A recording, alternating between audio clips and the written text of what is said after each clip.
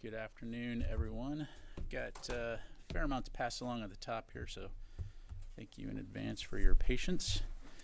As you all know, on January 8th, the Secretary of Defense's Chief of Staff directed the Department's Performance Improvement Officer and Director of Administration and Management to conduct a 30-day review to identify the relevant facts and circumstances related to Secretary Austin's hospitalization January 1 through 5, to evaluate the processes and procedures through which the Deputy Secretary of Defense was notified that she would carry out the functions and duties of the Secretary of Defense, and to recommend process improvements. The review was completed within the 30-day window and submitted to Secretary Austin, who reviewed the document and signed out a memo today, February 26, to senior DoD leaders outlining follow-on actions the Department will take in response, to include implementation of recommendations contained in the review. Because the review includes sensitive details about the Department's continuity of operations plans and personnel security, the drafters of the report wrote it as a classified document. The classified version of the report has been shared with Congress. As Secretary Austin has said, we are committed to being as transparent as possible and sharing as much information about the 30-day review as possible. And today we are releasing an unclassified summary of the classified 30-day review written by the Office of the Director of Administration and Management that summarizes their findings on the key events and related observations identified in the report. We are also releasing Secretary Austin's memo outlining the actions he is directing in response to the review's helpful recommendations. Of note, the review found that the Deputy Secretary was at all times positioned to perform all the functions and duties of the Secretary of Defense during the period of transfer from January 2 through 5, 2024. It also identified several process and procedural improvements that could be made. As we highlighted last month, the Department took immediate action to implement improvements to the processes and procedures employed when a designated official assumes the functions and duties of the Secretary. The Department also issued supplemental guidance to specifically require additional notifications to the White House and to clarify decision-making regarding the need for an assumption of functions and duties.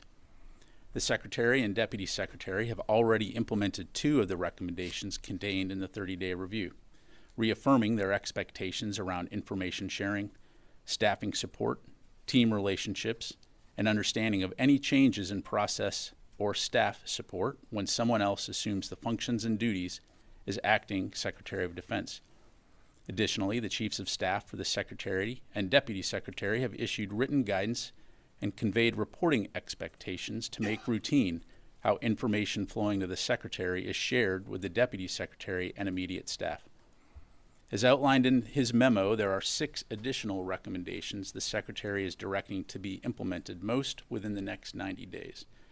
These actions are intended to ensure key department officials in the order of succession are familiar with relevant processes and procedures, and that mandatory reporting protocol is developed for personnel who provide support to the Secretary and Deputy Secretary of Defense related to situations or circumstances that might impact these leaders' ability to perform their duties and functions. In addition, these actions require the Department to review, update, and align internal reporting requirements associated with transfer of authorities, situations relating to the Secretary, Deputy Secretary, and others in the order of succession, and to ensure continuity of operations plans are reviewed and updated as well. All of these actions demonstrate our deep commitment to strengthening our internal processes without delay. As Secretary Austin has repeatedly stated, we are a learning organization and will continue to strengthen our processes as we identify ways to improve upon existing procedures. The unclassified summary along with the Secretary's memo can be found on the DoD website.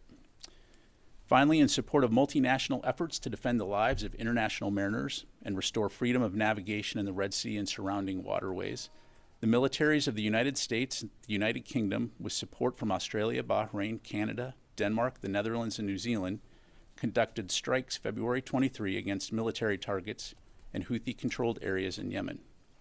Coalition forces targeted 8 locations and struck 18 targets, which included Houthi underground weapons storage facilities, missile storage facilities, one-way attack unmanned aerial systems, air defense systems radars, and a helicopter to further disrupt and degrade the capabilities of the Iranian-backed Houthi militia to conduct their destabilizing and reckless attacks against U.S. and international vessels lawfully transiting the Red Sea, the Bab al-Mandeb Strait, and the Gulf of Aden.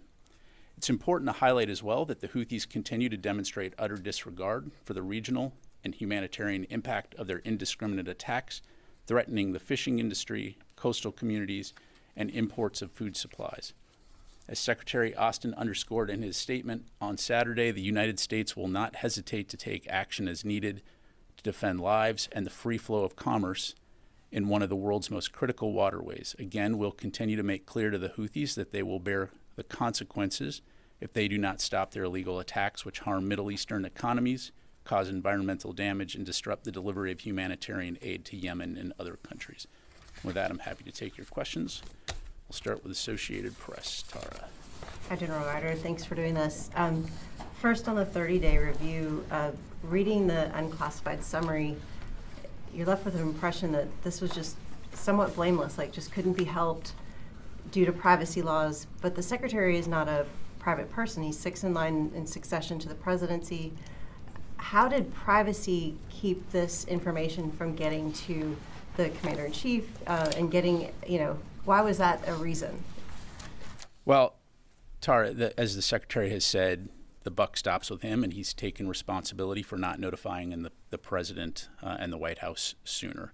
And the review is also clear that there can be more guidance for how determinations are made, executed, and communicated. But again, as the Office of the Director of Administration and Management conducted this review, they found nothing during the review that demonstrated any indication of ill intent or attempt to obfuscate by the individuals involved. So as you saw us do very quickly, we took some immediate steps to ensure that there were actions taken to improve communication with organizations such as the White House and the President. And you saw us demonstrate that most recently when the Secretary visited Walter Reed on February 11. Okay, and secondly, yesterday an active duty service member set himself on fire in front of the Israeli embassy in protest of U.S. support for Israel's operations in Gaza. Has the Secretary been briefed on Airman Bushnell, and is he concerned that maybe this airman's actions may indicate that there's a bigger issue within the military as far as U.S. support for this ongoing operation? Yeah, so the Secretary is following the situation. I know the Air Force has confirmed the airman's death. They do plan to provide additional information 24 hours after next of kin notifications are complete. It certainly is a tragic event. We do extend our condolences to the airman's family. In terms of the incident itself, Tara, as you know, the D.C. Metropolitan Police Department has the lead for responding to questions about that incident. So anything on that, I'd have to refer you to them. But is the Secretary concerned that this might indicate that there's a deeper issue, maybe the U.S. military personnel being concerned about how weapons and support for Israel is being used on civilians in Gaza? Well, look, from a Department of Defense standpoint, since Hamas's brutal attacks on October 7th, we've been focused on the four key areas that the Secretary set out from the onset. That's protecting U.S. forces and citizens in the region, supporting Israel's inherent right to defend itself from terrorist attacks, working closely with Israel to support and secure the release of hostages from Hamas, and ensuring that the conflict between Hamas and Israel doesn't escalate into a broader regional conflict. And so those objectives are what continue to inform our approach to the situation in the Middle East. And as we've talked about before, while our support for Israel's inherent right to defend itself is ironclad, we've also continued to actively communicate our expectations that Israel take civilian safety and humanitarian assistance into account into their operations. You see that incorporated into every conversation the Secretary has with his counterpart in Israel, as well as other U.S. officials. And we expect them to continue to adhere to the law of armed conflict and international humanitarian law. We'll continue to do that. Jennifer? General Ryder, what is the name of the person who conducted this investigation, and is it a political appointee? The director of the Office of Administration and Management is Jennifer Walsh, career civil servant. So her and a small team of civil servants conducted this review. But it's independent of the Defense Secretary's office? It's not the office investigating itself? Correct. Why was Secretary Hicks not told it would be a good idea to return to D.C.? Well, as we've highlighted previously, and again, the unclassified review talks about this, it was not uncommon under the procedures at the time to not include an explanation for the reason for transfer of authority. And again, as this unclassified summary highlights, the Secretary's team was faced with an unprecedented situation, and so they executed a transfer of authority in the same way that they had previously done. And I would also highlight there were several factors that came into play that the review found limited the Secretary's staff. First of all, medical privacy laws to include HIPAA prevented medical providers from sharing candid information with the Secretary's staff about his condition. Second, for privacy reasons, his staff were hesitant to prior share information that they did learn. And third, the Secretary's medical situation was in a state of flux. And so, for example, it wasn't clear in the beginning if this was going to be a one-day visit, a two-day visit, and so we find ourselves several days later in a situation where, again, the deputy was notified on the 4th of January. We've obviously, and as this summary highlights, realized that there was a process improvement required. We took immediate steps on January 8th to fix that. And as you saw most recently, when the Secretary went to the hospital, of course, the reason that he was transferring authorities was communicated. But in terms of HIPAA, it seems like this is a misreading of HIPAA. Did his staff not know he had been moved to the ICU on January 2nd? And how many hours was there a gap between transfer of the authority and when he was in the ICU? How many hours was there no person at the helm of the Defense Department? Yeah, there was no gap in terms of when the transfer of authorities occurred. The Secretary's team recognized that because he was being admitted into the critical care unit, and his doctor, first of all, let me back up. So on January 2nd, the Secretary's doctor recommended that the Secretary be moved into the critical care unit to receive a higher level of care. And so given the inability to provide the Secretary timely communications in that medical setting, the Secretary's aides agreed that a transfer of authorities to the Deputy Secretary was necessary. So there was never any gap in authorities or command and control. A transfer of authorities was initiated, the Deputy Secretary was notified of the transfer, and throughout the duration of the Secretary's care at Walter Reed, either the Secretary or the Deputy Secretary was at all times positioned to perform all the functions and duties of the Secretary of Defense. So again, just to underscore, the Secretary and the Deputy were fully prepared to support the President as Commander-in-Chief at all times. Thank you. David. So the way you describe that, it's the Secretary's aides making this decision to turn it over. Was the Secretary not in a condition where he could make the decision that, oh, I'm going into the critical care unit, I won't have communications, I better turn it over? Again, the Secretary's aides found themselves in an unprecedented situation, and so they, once they recognized, again, that the Secretary would not have the ability to access communications, they agreed that a transfer of authority to the Deputy Secretary was necessary. And so, again, they executed that transfer authority in accordance with the procedures that they had used previously and at the time. So they were making the decision, not the Secretary? Correct. And why wasn't the Secretary making the decision? Again, as the Secretary was admitted to the critical care unit, the aides recognized that he would not have access to secure comms. And so once there was a recognition that he was going to not have access to secure comms, they did what standard procedure at the time was, if the Secretary is not going to have access, let's go ahead and initiate a transfer of authorities, which they did to the Deputy Secretary. So again, no gap in command and control. And, you know, the bottom line here is that to get kind of what you're asking, we take civilian control of the military incredibly serious. And again, either the Secretary or the Deputy Secretary was at all times positioned to perform all functions and duties of the Secretary of Defense throughout his duration in the hospital. There was no gaps. We've obviously learned through this process and have made steps to ensure that processes and procedures are improved as outlined in the Secretary's memo.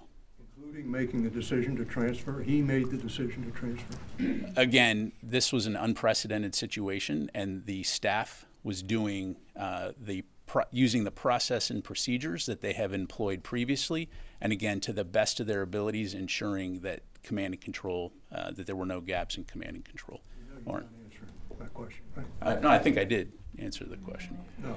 Whether he was compos mentis, able to make the decision to turn He was over not to- unconscious at any point in time, but again, as his doctors made the decision to put him in critical care, as the unclassified summary highlights, his aides recognized the fact that he would not have access to secure comms. So they made the decision to contact the deputy staff and to begin the transfer of authority process. One follow-up on this, on the question of time here, and then another question. How long did this process of realization take? Because this points out that when he was in the critical care unit, quote, timely secured communications could not be assured. Was this instantaneous? Because if it wasn't, it seems there was at least a gap in complete command and control. As you said, there wasn't. Yeah, there was no gap. Again, the review is pretty clear in everything that they looked at, that at no time was there a gap in command and control. Either the Secretary had the authorities as Secretary of Defense, or the Deputy Secretary had the authorities.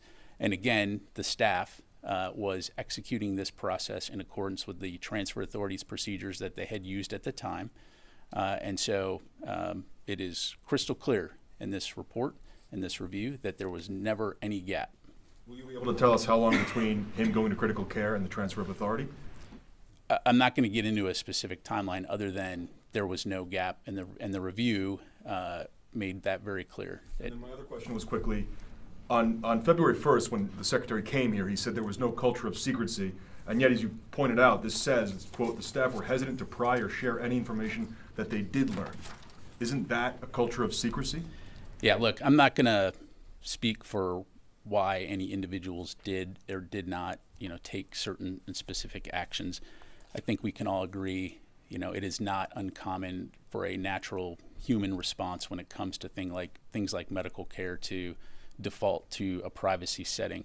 But the Secretary also made clear during that press briefing that he acknowledges we could do better, that we will do better, and that his office has a responsibility to be more transparent, which is why you've seen us significantly change procedures and processes to include implementing the recommendations that have been outlined in this review. Bill. So just getting back to what David was asking, I'm trying to understand. So the Secretary is in the hospital. I'm guessing he's being kind of whooshed into the critical care unit. And is it because they couldn't reach him that he couldn't be the one to make the decision? I mean, I don't understand why it is that the Secretary of Defense couldn't decide, okay, my deputy has to take over. Or was it that he was unwilling to cede command and that his staff intervened against his wishes? Or yeah, Phil, I'd be careful about making assumptions. As I understand it here, as I highlighted, the Secretary's doctors recommended that he go into the critical care unit for a higher level of care. At that point, his staff, recognizing that he was going to be in a separate area, made the decision that because they would not be able to get to him with secure communications, they did what they typically do in these kinds of situations where he's not going to have access to comms, to say, okay, let's go ahead and initiate this process, contact the Deputy Secretary's staff, and start the procedures going. Taking the initiative, recognizing that the Secretary's focused on getting health care right now, and they just did what they needed to do. And again, the review highlighted that there can be some process improvements and again, I'd refer you back to that. So they did what they thought they needed to do to ensure that there was no gap in command and control, contacted the Deputy Secretary staff and initiated that process. I guess what's weird is that it seems like it's the staff that decides who's the Secretary of Defense at that moment, and not the Secretary of Defense. Again, unprecedented situation. The Secretary's in the hospital receiving care. His doctors decide that it would make sense for him to go into the critical care unit. the staff, demonstrating initiative, recognized if he's not going to have access to his comms, let's go ahead and initiate a transfer of authority. Again, we've gone back and looked at this. We recognize that there are areas for process improvement. We've implemented those to include ensuring that there are procedures in place for notifying why things are being transferred, who's making those decisions. And again, we've already demonstrated that as evidenced by his most recent hospital visit. Quick follow-up on Tara's question. On the Air Force, or more broadly in the military, have there been other acts of protest? I mean, we know maybe not rising to the level of self-immolation, but have there been other cases of? Yeah, I'd have to refer you to the services. Thank you. Hey, Pat, I just wanted to ask about the report. Is there anything more that you can tell us, or that it delved into or learned about the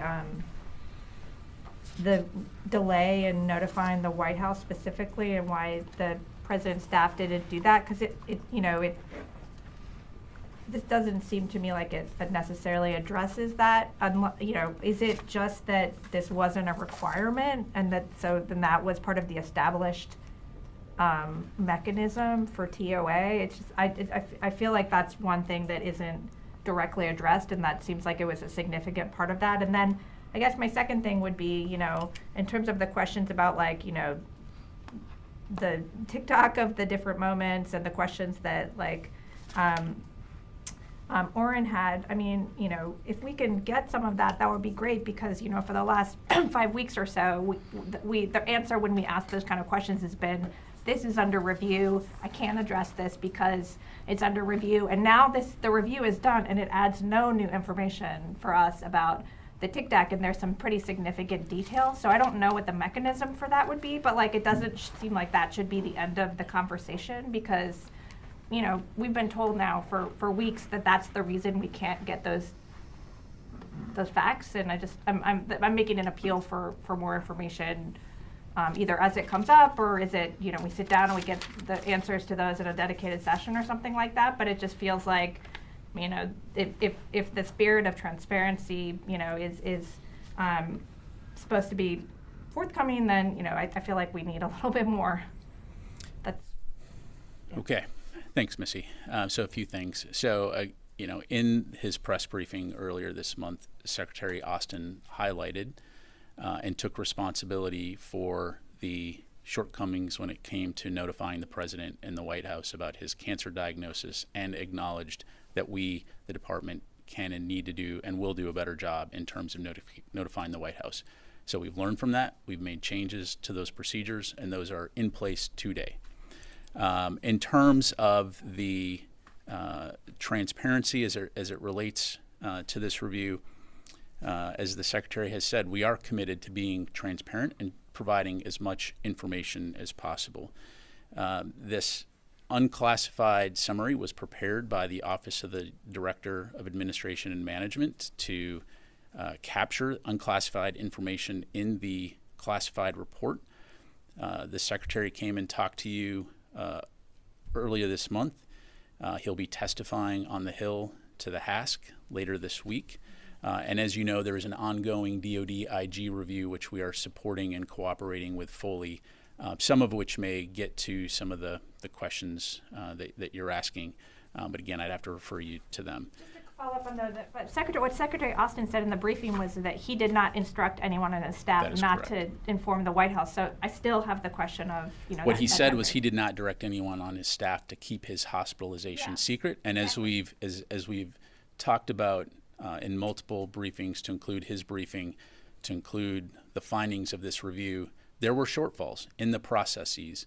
And so again, we have acknowledged those. All 8 recommendations that are outlined in the 30-day review are highlighted in the Secretary's memo, which we provided today, to include his direction that we will implement those recommendations. Nancy? I'm sorry, Pat. I want to just follow up on Missy's question, and with all due respect, I don't think those questions were answered. You keep saying that there were shortfalls, that you've made determinations, but I think what we're all saying is I don't think it's for the department to make the determinations of what those shortfalls were. We were asking for the basic facts about what happened. And what we keep hearing is, you've just said now a DoD IG investigation is looking into this, and therefore we can't release things. I think what we're all asking for is as precise as possible, who knew what, when. And I think the challenge that we're all having is what we keep hearing both in this report and in your comments is that the department has made the determination that it had shortfalls. The department has assessed how it's going to address those. And we're never given an opportunity to just independently understand what happened. And so I just think we're owed the respect of the answer to the question, why can't we know who knew what, when, and who made the determination of when information would be shared? Because neither your answers, with all due respect, nor does this report answers that. Yeah, no, thanks, Nancy. Again, we are working to try to provide you with as much information as possible to be as transparent as possible about the findings of the review. Again, I know it doesn't necessarily address your specific questions, but if we take a step back and look at what this review was focused on, the relevant facts regarding the Secretary's hospitalization and the process by which authorities were transferred from the Secretary of Defense to the Deputy Secretary of Defense, recognizing, by virtue of the fact that we initiated a review, that there were some process shortfalls that needed to be addressed. And so we have tried to provide as much information as possible about why the Secretary was hospitalized, the care that he received, the process that was taken to transfer those authorities, and to ensure that at all times there was a solid chain of command in terms of command and control with the department. But then importantly, a primary focus of this review was where can we improve process-wise to ensure that this kind of thing doesn't happen again. And again, I know this doesn't get to your specific questions, but I would just highlight recently when the Secretary went back to Walter Reed, you saw those process improvements playing themselves out. It's not to say that there's not additional process improvements in the future, but again, we'll keep you updated on that front. What's the determination whether the guidelines spelled out are sufficient to make sure that this doesn't happen again? What do you mean? There are 8 recommendations. They include various forms of we need to be more precise in our guidelines of transfer authority, how it works. Who makes the determination if that's sufficient or if they're not followed? Yeah, you'll see in the memo, it talks about that there will be a regular review process. The Secretary and the Deputy Secretary will be briefed by those responsible for implementing these recommendations. Who determines if the implementation's not happening the way it should? Well, the Secretary and the Deputy Secretary. Okay, but can I just ask that you take the following questions? When did the Chief of Staff know that the Secretary was hospitalized? Who did the Chief of Staff inform? Who else knew? Well, so we've already talked about that. She was notified on the 2nd of January. By whom? It talks about in the unclassified summary. The senior military assistant notified the Chief of Staff, and I'd refer you back to the unclassified summary, but it talks about notified the Chief of Staff. She notified the Deputy Secretary Staff on the 4th of January. Let me get to Laura.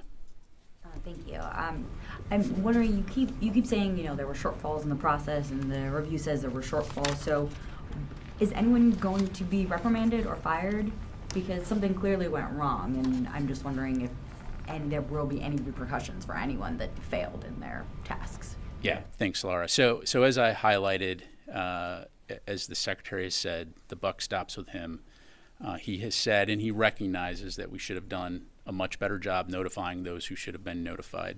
I will say that the Secretary is very proud of the team that he has supporting him. When you look at the review, it highlighted that there was no findings of ill will or ill intent or obfuscation, but that public servants, dedicated public servants, were doing what they thought was the right thing in order to continue to carry out the DoD's national security mission. And so I'll just leave it at that. Thanks. Then I'll get to the phone here. Megan. So the privacy concerns here, it seems like there's maybe a little bit of a misunderstanding about who is bound by HIPAA. The senior military aide was able to tell the Chief of Staff that wasn't a HIPAA violation. But so it would stand to reason it wouldn't be a HIPAA violation to then turn around and tell Congress or tell the White House. So my question is, what privacy laws are people adhering to? Is there a change, a clarification for what these privacy laws actually are? And if all of this was in place and these privacy concerns were still in place, what changed on Thursday when OSD then turned around and said, okay, now we tell the White House, now we tell Congress, now we tell Pat to put out a statement? What changed there? Yeah, so to be clear, what I'm citing here is the review's findings in terms of how we got to where we got, right? Perceptions of medical laws, perceptions of, I need to protect the boss's privacy. And so, again, we've learned from that, and the Secretary himself has recognized the need for more transparency as it relates to the Office of the Secretary of Defense and his duties. And so, again, you've seen us since this work very hard, particularly, for example, working with his doctors to try to provide as much information about his medical status and condition when he does go to the hospital. So again, I'm offering, what I'm highlighting here is what the review found in terms of why we got to where we got. Okay, so there was confusion about privacy and who should tell what when. What I also want to lay out here is that it seems like throughout this entire process, at no point did the Secretary think someone should tell my boss I'm not going to work tomorrow or possibly for the rest of the week.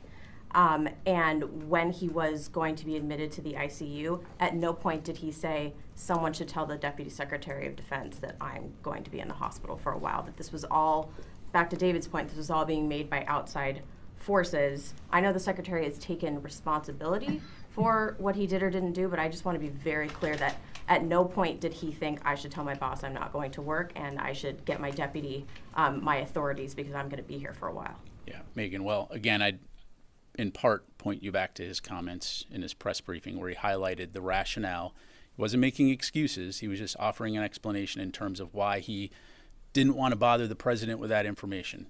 He also, again, did not direct anybody to keep his hospitalization secret and counted on the staff to do, the jobs they do. And in terms, again, not making excuses, just offering explanations. In terms of the staff, again, recognizing through past procedures that were in place at the time, when the Secretary doesn't have access to his secure communications, we're going to do what we do. Military, take initiative, go ahead and start doing this without necessarily, thinking through the broader picture here. So again, we recognize there are areas for improvement. The Secretary's memo highlights, the unclassified summary highlights where those areas are and the steps that we're taking to ensure these kinds of things don't happen again. The Secretary addressed that he didn't want to share his cancer diagnosis with President Biden as not to burden him, but he didn't address whether he thought it would make sense for him to have his staff say, hey, if you're looking for the Secretary tomorrow, President Biden, he's not here. That's different than saying he didn't want to tell him that he had cancer. This is a simple issue of saying I'm not going to show up to work tomorrow and you need to let my boss know. All the rest of us, if we're not showing up to work, would be the first thing is you got to make sure your boss knows where you are. Yeah, again, look, I'd point you back to the unclassified summary that talks about some of the factors that contributed to that. Again, there was no finding of ill intent or an attempt to obfuscate. A lot of this was procedural. A lot of this was, again, recognizing that we were doing things the way we had done them. And so, we're working hard to fix that and have already taken significant action to address that. Let me get a couple on the phone here. Let me go to Jeff Schogel. Thank you. If Congress doesn't pass a spending bill by March 1st or March 8th, at what point do troops stop getting paid? And death gratuities and other benefits for service members who die, would they cease? Thank you. Yeah, thanks, Jeff. Obviously, I don't want to get into hypotheticals at this point. We'll certainly continue to work closely with Congress and hope that there is a budget passed.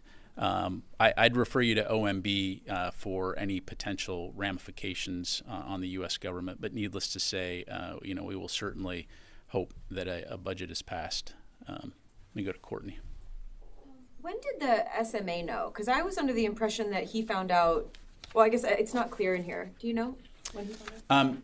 Courtney, I don't have it right in front of me, but if you go back to the unclassified summary, I believe it highlights when he was notified. Unless I'm missing it. I'm seeing it here. It says The secretary and deputy secretaries were team, multiple calls. Secretary's senior military assistant informed secretary's chief of staff and chairman of the Joint Chiefs about the hospitalization and TOA. And he informed Deputy Secretary of Defense for Public Affairs, but I don't see when he was actually notified.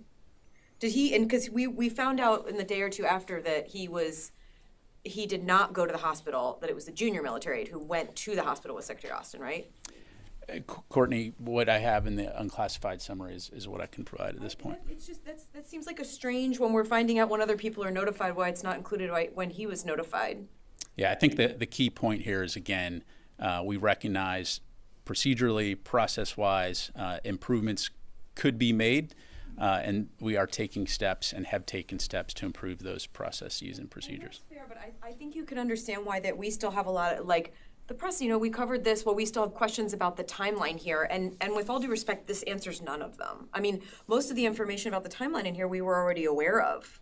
So I don't see. Well, again, I mean, part of this, is the fact that we have been trying to provide as much information as we can as we get it, and this unclassified summary is, again, an effort to try to be as transparent as possible and provide you as much information as possible. I appreciate that, but again, I think the glaring question that remains is, where was the vulnerability here? So who was the person who knew that Secretary Austin was at the hospital, had been taken by ambulance, and didn't notify whomever it is? And we still, even with this, we still don't have an answer to that. And the only thing that we know is that there were some communications personnel and security who went with him, and then fast forward to the next day when this SMA is notifying people. Yeah, again, at this point, Courtney, I'm not going to have anything to provide beyond what's in the review there. Ann. The other thing that the report doesn't mention is whether or not there was a transfer of authority December 22nd during his hospitalization, when I believe he was under anesthesia. Can you confirm that there was a transfer? There was. And we have talked about that publicly in the past. It's also included there in the review, but yes, it was. And I'm assuming there is no gap in authority. Correct. And all of that. So then my other question is, there are several mentions in this and elsewhere about the secretary being online and responding to emails. Was there ever any confusion about who was making decisions when there was a transfer of authority, yet the secretary was online answering emails and working? No, when the transfer of authorities were made from the secretary to the deputy secretary, by all accounts, she's the acting Secretary of Defense during that time. So no confusion in terms of who those authorities were with. And then, of course, on the evening of January 5th, the Secretary of Defense resumed those authorities. And then one last question. Did the Deputy Secretary ever ask why she was given the responsibilities? Well, look, again, as we've talked about, under the procedures at the time, it was not uncommon for transfer of authorities to occur without an explanation. And so, as we've highlighted before, the Deputy Secretary was not informed of the Secretary's hospitalization until January 4th. Again, we recognize that there was a process improvement to be made, and made that change right at the initiation of this review. So anytime there's a transfer of authority now, it includes an explanation as to why that transfer has happened. And so that will continue to be the process going forward. I have time for a few more. Mike. You keep saying that this is an unprecedented situation, but then you also keep saying that they did what they typically do. I mean, those don't. Can you? Yeah, absolutely. So just to kind of give you an example, and I know I've used this in the past, so just bear with me. But when the Secretary was traveling in the Middle East and went to visit the USS Ford, and he transferred authorities to the Deputy Secretary. So here's a situation where his staff identifies the fact that, hey, the Secretary is not going to have access to secure communications. And so the standard procedure would be to initiate a transfer of authority. So here's a situation now where the Secretary's in the hospital. He's been admitted to the ICU, and he's not going to have access to secure comms. That's not what you would call a precedented situation. He's not going to the hospital into a critical care unit on a regular basis, right? And I'm being facetious there. So that's what I mean by an unprecedented situation. Another question. I'm doing for the Airman Aaron Bushnell. Would he be considered an extremist under the Pentagon's definition of extremism? Because I know it's been an issue for the Pentagon. And has he ever come up on the radar at all in the past? Yeah, Mike. At this point, again, like I said earlier, the Air Force has confirmed his death. I'm not able to provide additional details about this particular airman. The Air Force will, after 24 hours from next of kin notification. Again, I would just highlight that it's certainly a tragic event, and again, our condolences go to his family. That determines whether or not he's a quote-unquote extremist. I mean, this is at the Pentagon. Yeah, I'm not going to characterize the situation other than, again, it's very, very tragic. Hey, welcome back. I just want to follow up quickly on Mike's first question. In calling this unprecedented, while this particular case may not have happened, it seems surely the sort of contingency, the Secretary of Defense having to be out of pocket for any unforeseen reasons, is a predictable one. So you're saying that there is no policy, no procedures in place in such a contingency that the commander-in-chief should be informed? I'm not saying that. What I'm saying is, I mean, we certainly have processes and procedures, but this particular situation highlighted that some improvements needed to be made. And so we have embarked on, and this review was a key reason for this review, is to go back and look at those processes and procedures and see where we could potentially need to make some changes. And as I've highlighted, the review found 8 areas where we can improve. And the Secretary and the Deputy Secretary have already implemented 2 of those.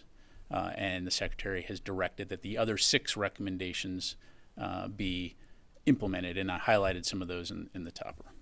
Thanks. Back to the unprecedented nature of this situation and that being the excuse for why people didn't do certain things. It seems to me if it was unprecedented and you have a defense secretary in an ICU, who was it who called down to the deputy defense secretary who was on a beach in Puerto Rico and not say it might be time to come back, even without violating HIPAA and talking about what the secretary's condition was? Why didn't anybody think to say it might be a good idea to come back, given that it was unprecedented? Well, again, Jennifer, I'm not going to have much to provide beyond what's in the unclassified summary, other than to say that when the transfer of authority occurred, the Secretary's military aides notified the Deputy Secretary's staff that a transfer authority was going to occur. The Deputy Secretary had full access to all the comms that she needed to execute her duties as the acting Secretary of Defense. Again, I won't go over everything we've talked about in the past in terms of once she was notified about the Secretary's hospitalization, she took subsequent actions. But I think the key point here is at no time was there any gap in command and control of the Department of Defense.